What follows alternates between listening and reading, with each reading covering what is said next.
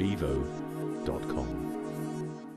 Innovation has been a buzzword for quite a while now, and a lot of organisations say, yeah, we encourage innovation.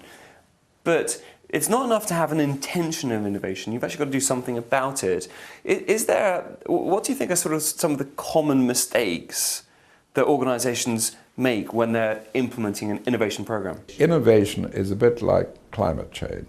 It's a bandwagon everyone wants to get onto, and all politicians say, we're very concerned with climate change, and managers say, we're very concerned with innovation, and very often it's lip service. Nothing actually happens.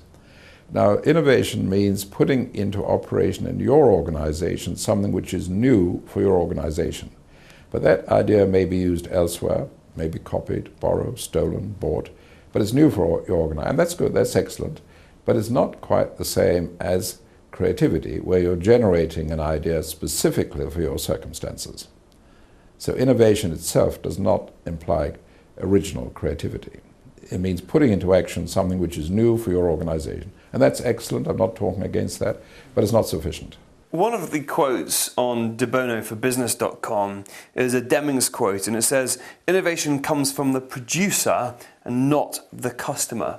So can you tell us about that debate of whether innovation should come from the market and the marketing consumer insights versus the internal idea generation of perhaps even the R&D department? Well, the motivation for innovation is within the organization.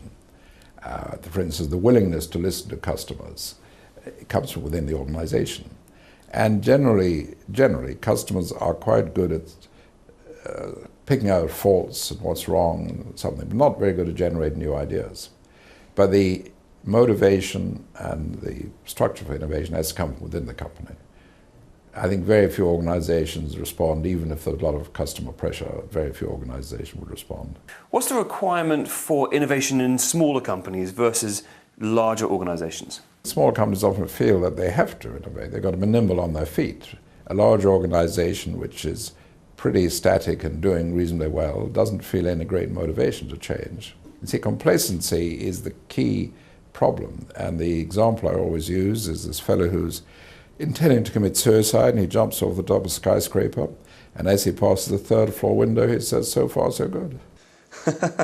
Complacency is very similar.